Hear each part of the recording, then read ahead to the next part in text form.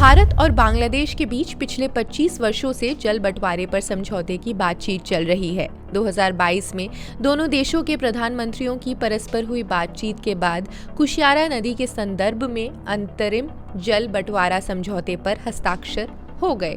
इसे अत्यंत महत्वपूर्ण समझौता माना जाता है। भारत के असम और बांग्लादेश के सिलहट क्षेत्र को लाभान्वित भी ये करेगा।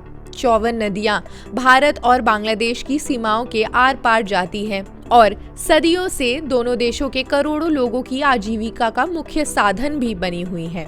मगर दोनों देशों के बीच बहने वाली तीस्ता नदी के जल बंटवारे को अंतिम रूप नहीं दिया जा सका है। नदियों के जल बंटवारे का मुद्दा अंतर्राष्ट्रीय स्तर पर ही नहीं, राष्ट्रीय स्तर पर भी विवाद का विषय रहा है।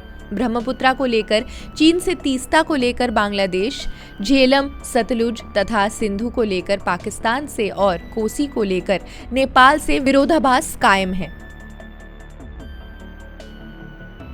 भारत और बांग्लादेश के बीच रिश्तों में खटास सीमाई क्षेत्रों में कुछ भूखंडों, मानव बस्तियों और तीस्ता नदी के जल बंटवारे को लेकर पैदा होती रही है।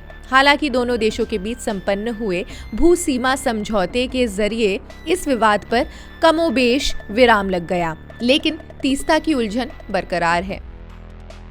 माना जाता है कि पश्चिम बंगाल की मुख्यमंत्री और केंद्र सरकार के बीच राजनीतिक दूरियों के चलते ही इस मुद्दे का हल नहीं निकल पा रहा है। ये विवाद 2011 में ही हल हो गया होता अगर उन्होंने अड़ंगा न लगाया होता।